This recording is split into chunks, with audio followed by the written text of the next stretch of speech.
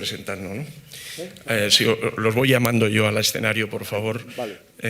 A Andrés H. Magro, que es juez magistrado de lo mercantil número 2 de Madrid, y que sus grandes aficiones es que es un gran escritor y cronista tanto de la tauromaquia como de la gastronomía. Rafael Bonardel, también es buen amigo, notario, antiguo corredor de comercio y exletrado de la Dirección General de los Registros y del Notariado, que tiene una extensa producción literaria jurídica.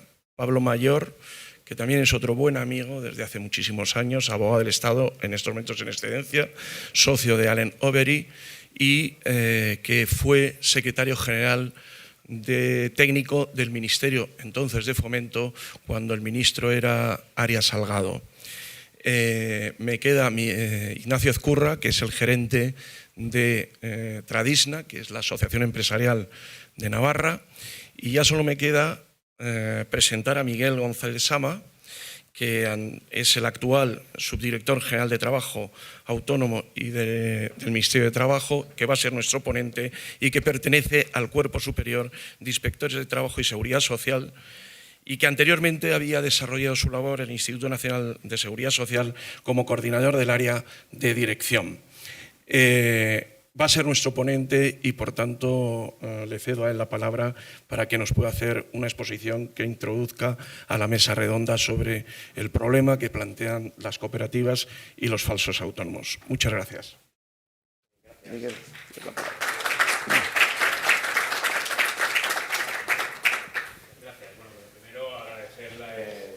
Invitación a que el Ministerio de Trabajo participe en estas jornadas, y creo que pues, es importante que la Administración también esté en estos foros.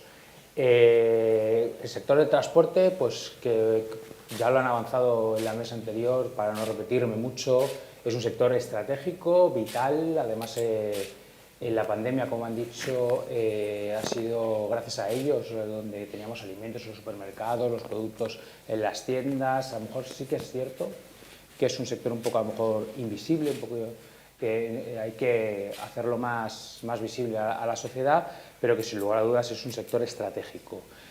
Y dentro de este sector estratégico, pues las características de las personas que desarrollan esta actividad encajan perfectamente en lo que, digamos, ahora mismo son mis competencias, que es el trabajo autónomo. Por las características, y además así las estadísticas lo refrendan, que haré referencia a ellas posteriormente. Es un sector donde el trabajo autónomo es muy importante.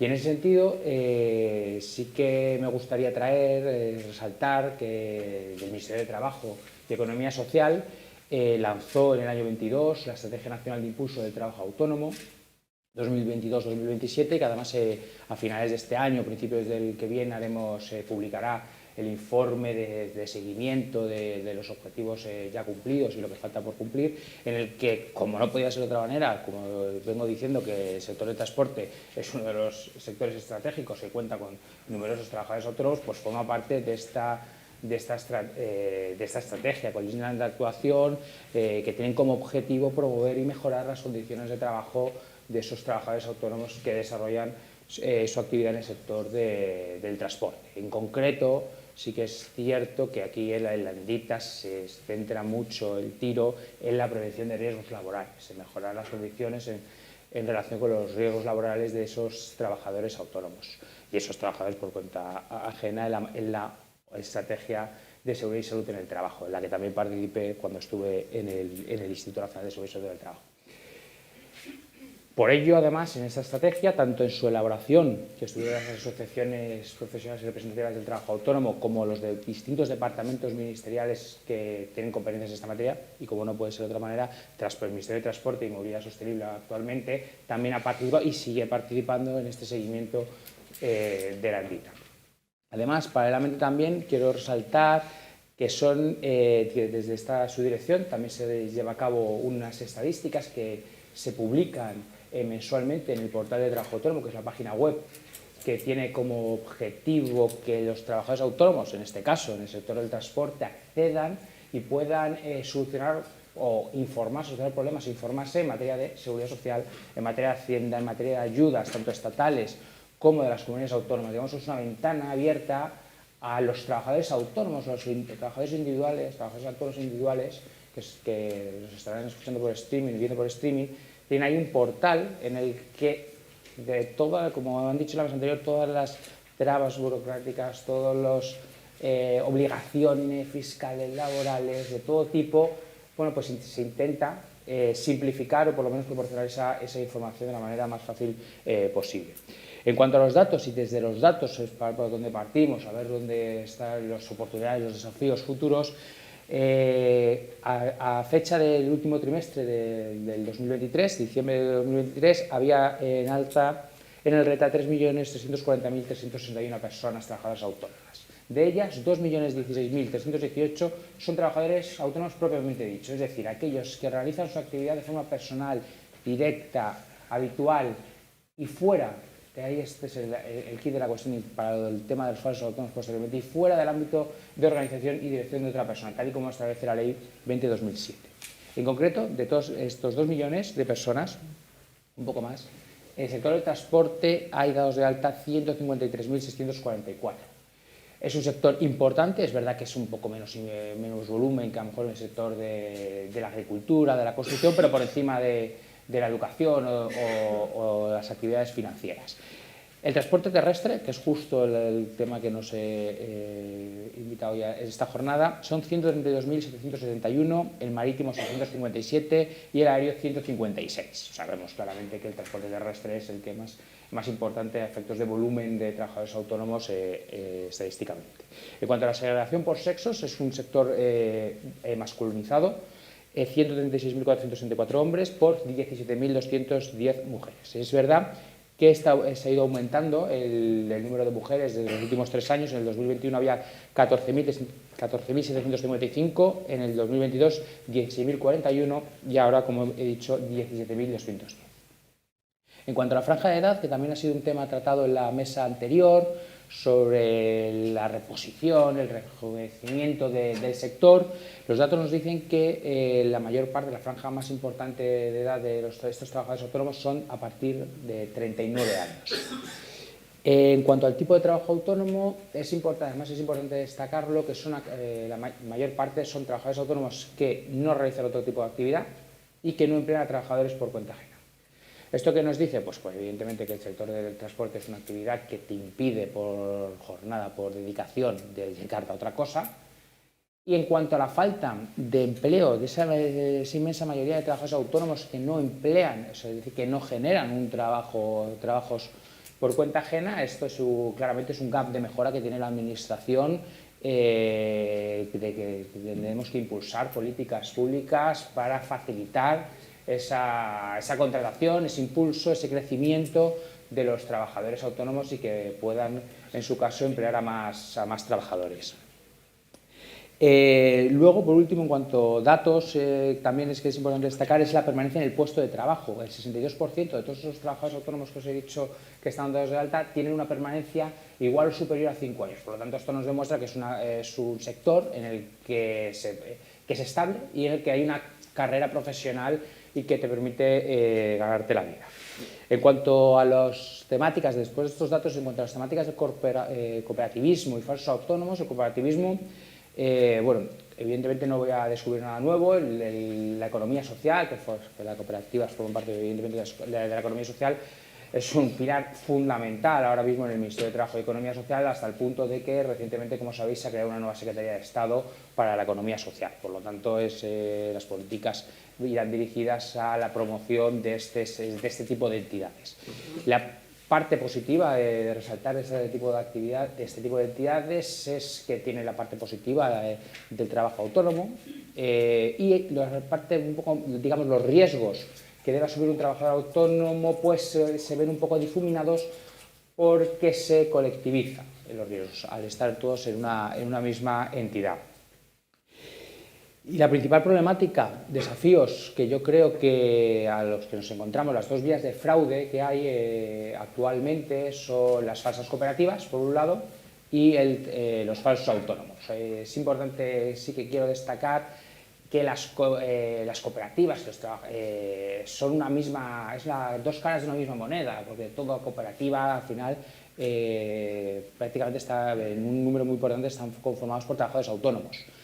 La primera problemática son las falsas cooperativas que se llevan a cabo a través, que se detectan, y al final la administración lo que intenta luchar contra ellas es a través de la descalificación.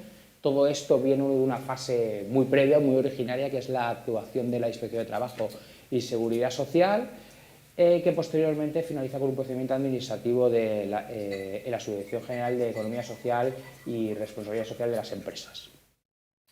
La otra pata de ese fraude con lo que intentamos evitar son los falsos autónomos.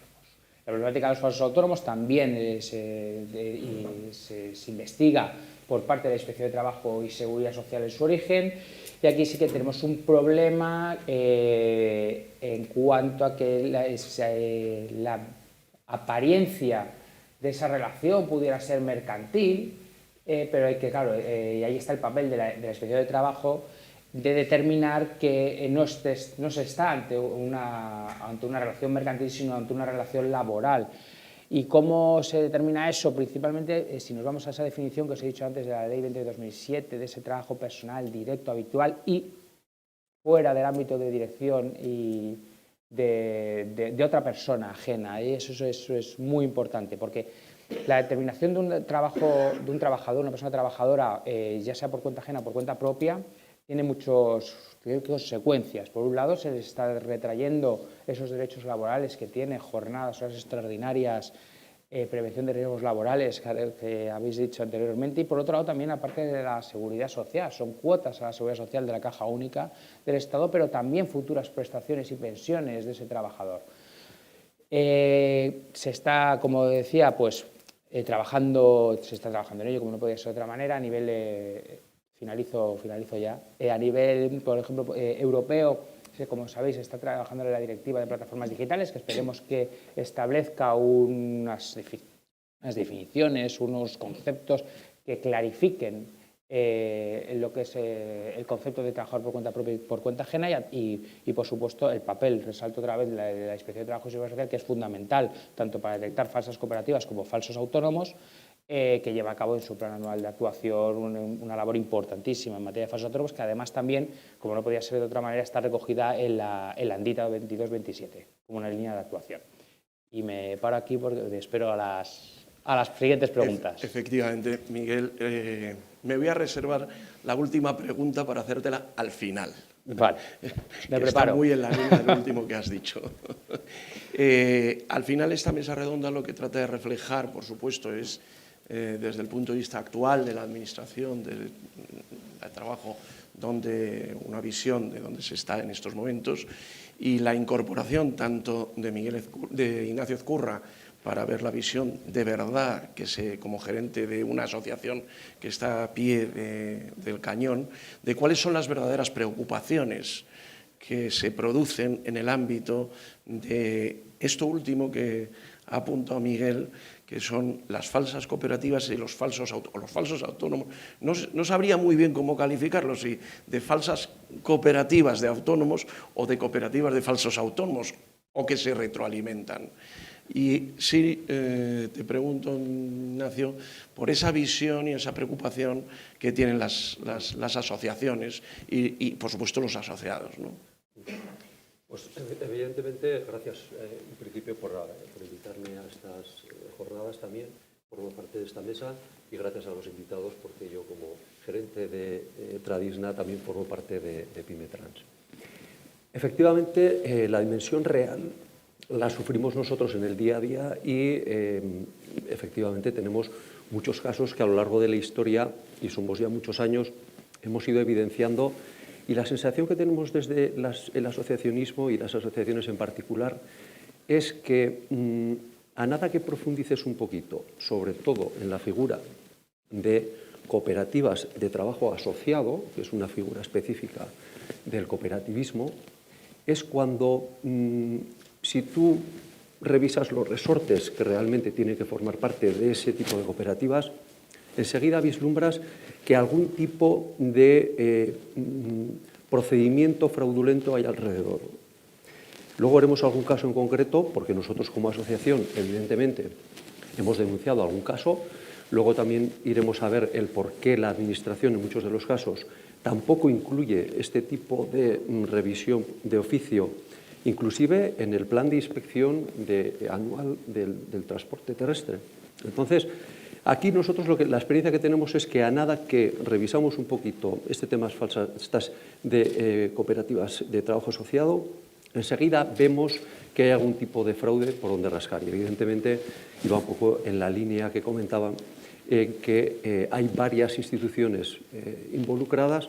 La primera de ellas, evidentemente, es la Inspección de Trabajo y Seguridad Social, para evidenciar que esa cooperativa de trabajo asociado no cumple, y luego veremos los requisitos como para poder ejercer esa actividad, y no hace más que mero gestor para que estos falsos autónomos o autónomos que en un principio se dan de alta y que no pueden ejercer por sí mismos, a través de esta gestión que les hace en esta cooperativa de trabajo asociado, pueden ejercer la actividad de transporte. Con lo cual, luego vamos a ver que eso se va a determinar de alguna forma en hechos claros que demuestran el fraude de ley y, por lo tanto, somete al sector a una competencia desleal, y lo que hace es indignificar la actividad, porque veremos luego. Luego pondré un ejemplo claro, que al final de lo que se trata es de precarizar el precio para que al final haya alguien beneficiado y sean los que verdaderamente realizan el fraude a través de estas cooperativas. Muchas gracias, Ignacio.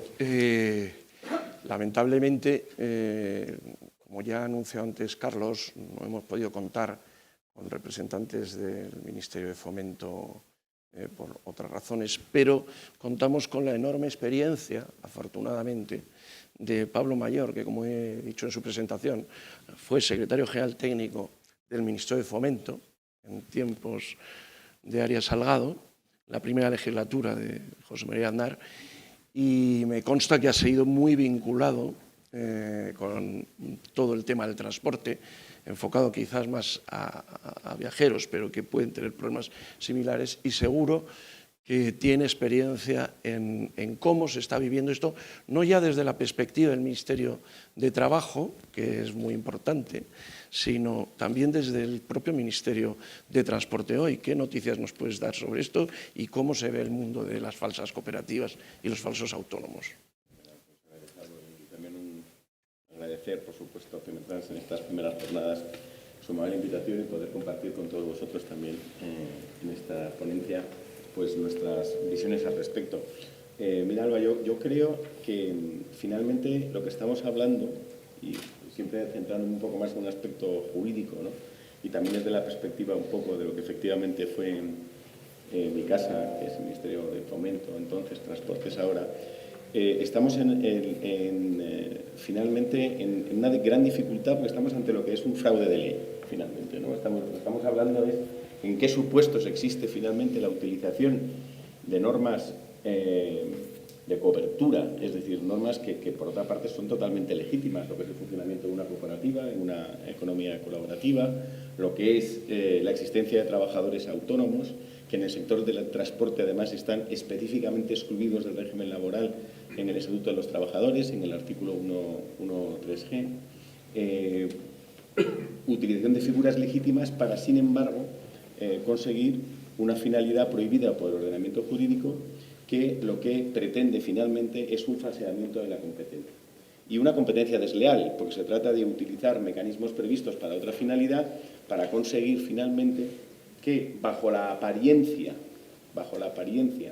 de realmente tener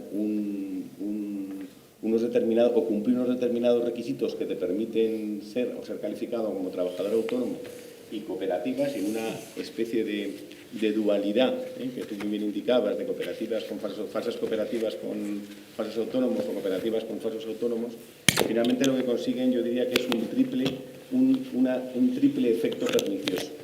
Primero, desde un punto de vista fiscal, y no voy a añadir más en lo que se ha hablado en la primera ponencia, que ha sido muy completa, respecto en concreto a un régimen que en todo caso podríamos calificar como anquilosado, ¿sí?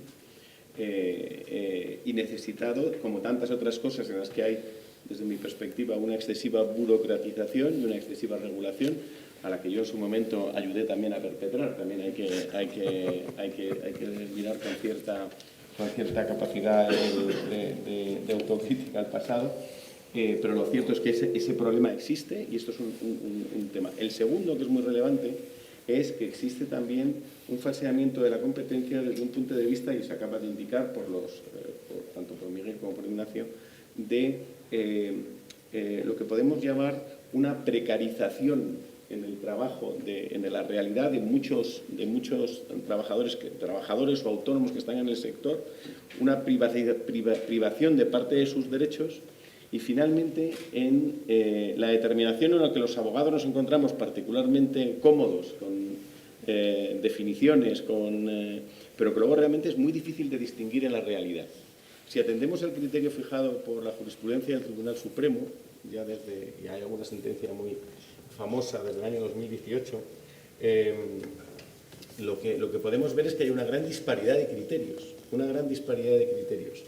Yo recordaba yo que vengo de una familia de científicos y en su momento me hice abogado, recordaba que la razón por la que Montesquieu decía que se hizo jurista en vez de médico, como era su padre, y dijo que él consideró que él se había dado cuenta que cuando él cometía un error, cuando su padre cometía un error, el resultado era un cadáver. Cuando él cometía un error, que era un juez, el resultado era jurisprudencia.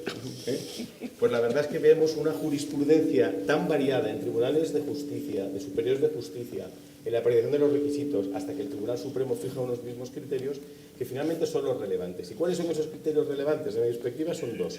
Que para que realmente exista un trabajador autónomo, y estoy utilizando palabras del Supremo, es necesario que exista una unidad productiva propia con valor económico suficiente.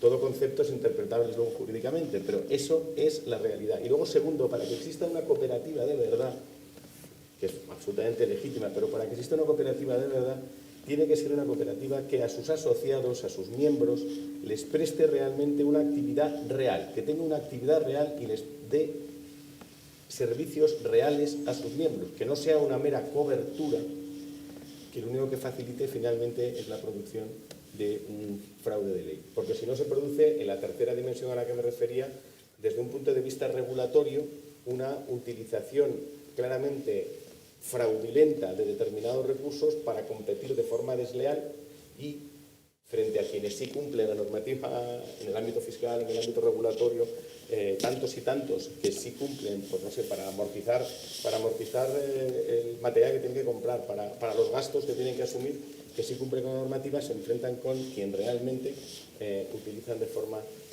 totalmente fraudulenta los medios de los que disponen. Esta es la... Muy bien, que como buen abogado creo que haber creado la confusión suficiente al respecto. No, que va, siempre arrojas claridad con tus ideas. Rafa, acaba de aludir Pablo a la famosa sentencia del Tribunal Supremo del 2018. Como la experiencia de letrado de la Dirección General, que tantas y tantas sociedades, aunque las cooperativas ya sé que tienen su camino, no dejan de ser de alguna manera una entidad mercantil. ¿Qué opinión te merece esa? Me parece que la sentencia del 2018 deja entreabierta la puerta al fraude. Es decir, el artículo 1.3g del Estatuto de los Trabajadores de esto está fuera del contrato de trabajo cuando sea el titular de la licencia y cuando tenga el poder económico sobre el vehículo de transporte. Bien, eso le da muchas vueltas la sentencia para terminar diciendo, mire, puede ser que en una cooperativa de trabajo asociado la licencia esté a nombre de la cooperativa. Y bueno, y luego puede haber distintas fórmulas de concederle a los socios el poder económico sobre el vehículo. También dice que efectivamente lo que tú has contado, que tiene que tener una estructura, que en definitiva la exclusión del contrato de trabajo se debe a que se considera una unidad mínima, a una unidad económica mínima, que tiene una existencia más o menos autónoma. Pero claro, lo que está cambiando es un concepto por un tipo. Y la ley lo que da es un concepto. Mire usted, ¿quién es el trabajador autónomo? El que tiene la gorra verde. No el que la tiene roja o el que la tiene azulada. Y sin embargo es lo que dice, no, mire, ¿cuándo? Cuando haya fraude. Y entramos en un terreno, yo creo que bastante inseguro, ¿no? Y nos movemos en los conceptos jurídicos indeterminados. No tengo nada más que decir, es mi primera aproximación a este tema. Bueno, yo antes has mencionado Montesquieu y el problema de crear jurisprudencia, pero lo cierto es que primero para llegar al Tribunal Supremo cada vez se restringe más el tema de los hechos y los que están en primera línea de batalla son siempre normalmente los jueces unipersonales, como es el caso de Andrés Sánchez Magro como titular del Juzgado de lo Mercantil número 2 de Madrid. Y aquí se han pronunciado reiteradamente la palabra competencia desleal como consecuencia de un fraude. Yo tengo la pequeña deformación profesional de tener la curiosidad de saber cómo se enfrenta precisamente ese órgano unipersonal que tiene que valorar esos hechos tan concretos de facto para valorar exactamente que se produce esa competencia desleal y que se produce ese fraude, que es lo que en definitiva viene a decir la sentencia del 18 y que en definitiva es lo que es el día a día de falsos autónomos cuando perjudica tan gravemente a quienes que de verdad están desarrollando legalmente su actuación. ¿Y qué posibilidades hay de ir a un juzgado de lo mercantil a reclamar esta situación? Bueno, qué ganas, ¿no? Ya tengo mucho trabajo. Qué ganas. Bueno, buenos días en primer lugar y gracias por la amabilísima invitación. Bueno, qué ganas de ir a un juzgado mercantil, que tenemos mucho, como digo, muchas acciones de esa naturaleza. Bueno, creo la vigilancia de las prácticas anticompetitivas pues es algo importante. Desde luego nosotros prácticamente los juzgados de lo mercantil, que nacimos en el 2004, somos unos juzgados o luego los órganos colegiados a los que yo no quiero ir, quiero seguir siendo, hace años que me llaman y quiero seguir siendo individualista, nacieron entre otras cosas para vigilar las prácticas anticompetitivas. Y durante todas estas 2 décadas de vigencia de los juzgados de lo mercantil hemos tenido un montón de cuestiones que tenían que ver, primero, con las prácticas restrictivas generales de la competencia, los cárteles, todos los problemas que ha habido, y luego acciones concretas donde, y ahí introduce tu pregunta de la legitimación, donde asociaciones de transportistas, asociaciones del taxi, asociaciones de todo tipo, han demandado, han denunciado, dicho en un sentido genérico y no técnico, totalmente, esas prácticas anticompetitivas por entender que estaban falseando el mercado y falseando la libre competencia. Claro, nosotros, en esa primera línea de fuego que tú dices, hemos ido examinando esas prácticas anticompetitivas con el examen del mercado y del entorno regulatorio. Claro, cuando el entorno regulatorio es claro, nítido y directo, es más fácil detectar la práctica anticompetitiva. Caso Uber. Fue un supuesto que yo tuve. Estaba claro que la autorización del transporte privado de viajeros requiere autorización administrativa, ejerciendo si la misma, de manera directa, es una práctica, a mi juicio, y al del TJUE, de todo el mundo, anticompetitiva. Pero ¿qué nos encontramos en este entorno, que yo no lo conozco de manera directa, sino como simple usuario o ciudadano inquieto, que de momento, que el entorno regulatorio no está claro. No está claro. Porque lo acaban de decir ahora mis ilustres predecesores, no está claro. Porque si evidentemente la práctica está realizada por una falsa cooperativa o por un falso autónomo, claro, hay una clara práctica de competencia desleal, una concurrencia ilícita que puede ser demandada en un juzgado mercantil, puede ser demandada también en lo contencioso administrativo, no, en lo mercantil, pero con un problema, que en lo mercantil se busca resarcimiento. Y habrá que ver si esa práctica restrictiva de la competencia, esa práctica anticompetitiva, tiene un alcance, una repercusión resarcitoria. Esto es, hay un daño, un perjuicio evaluable y cuantificable. ¿Y cómo? Que una asociación pueda plantear frente a una concreta o concretas cooperativas que están realizando esa cobertura, ese fraude del que decía Pablo brillantemente, de los falsos autónomos, sin duda. Habrá que ver también con Rafa dónde están los claros y nítidos márgenes y descripción de lo que es el falso autónomo o la falsa cooperativa. Porque yo, desde la aproximación, también he leído esa sentencia y digo, esto es un poco aquí las tipologías, la fenomenología puede ser un poco diversa y puede ser el problema de todo. ¿Qué habría que hacer? Como siempre, ¿qué hacer?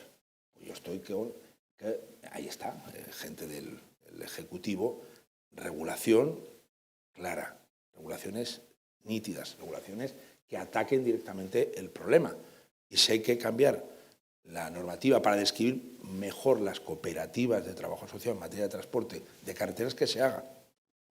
Eso ayudará mucho, porque todos los entornos regulatorios imprecisos permiten que se vayan colando en esta gran malla que es la interpretación de derechos y mezcle todo tipo de peces.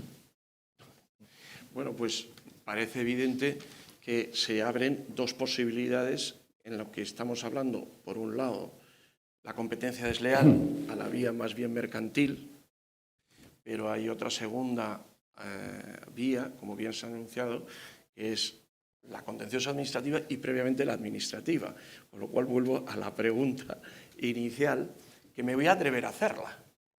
¿Para cuándo un plan nacional de inspecciones de cooperativas de transportes? Plan nacional, bueno, vaya pregunta. Vamos a ver.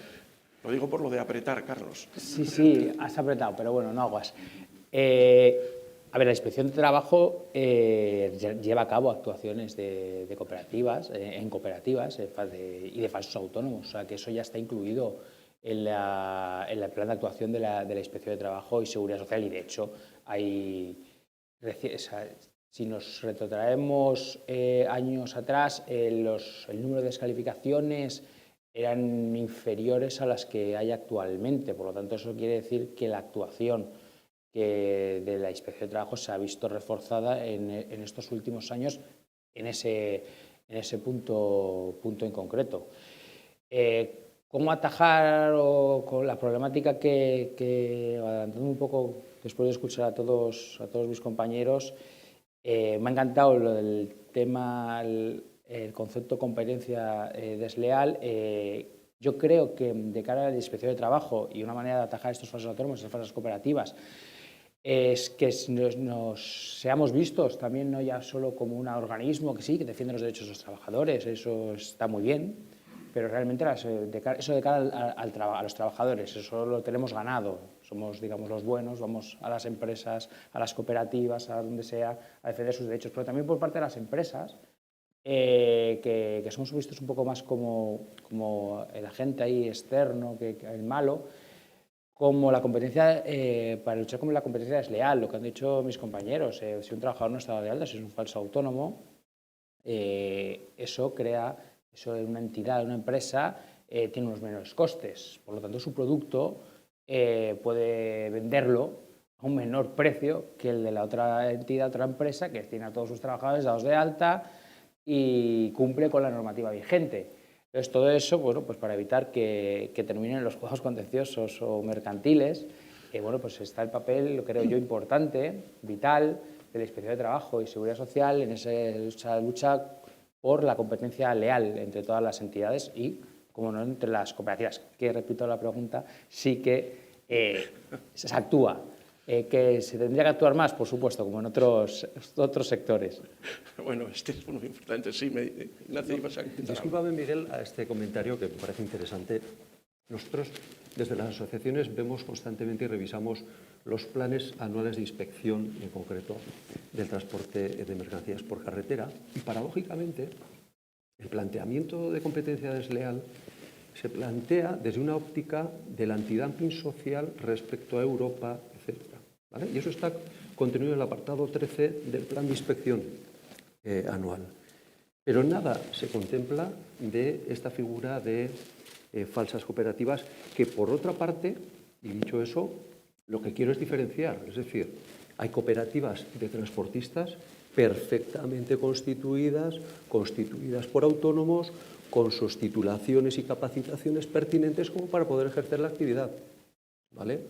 Ahora nos estamos centrando en las cooperativas de trabajo asociado, que es la figura en la que nosotros, e insisto en mi comentario inicial, a nada que empezamos a mirar un poquito a esa sola figura, vemos prácticas, y yo puedo poner un ejemplo. Nosotros ahora mismo en la asociación tenemos 2 casos claros que estamos investigando y que vemos claramente qué es lo que ocurre. Es decir, esta cooperativa de trabajo asociado lo único que hace es un mero gestor para facilitar que personas que se quieren dedicar a la actividad del transporte y que per se, por cuenta propia, no pueden realizarlo, porque no tienen ni la capacitación suficiente, ni el título, ni la tarjeta de transporte, estas cooperativas de trabajo asociado solamente les facilitan el que puedan acceder a la actividad, ¿vale? Con lo cual, y hay una diferenciación entre un autónomo de verdadero y un autónomo falso que utiliza una herramienta para poder acceder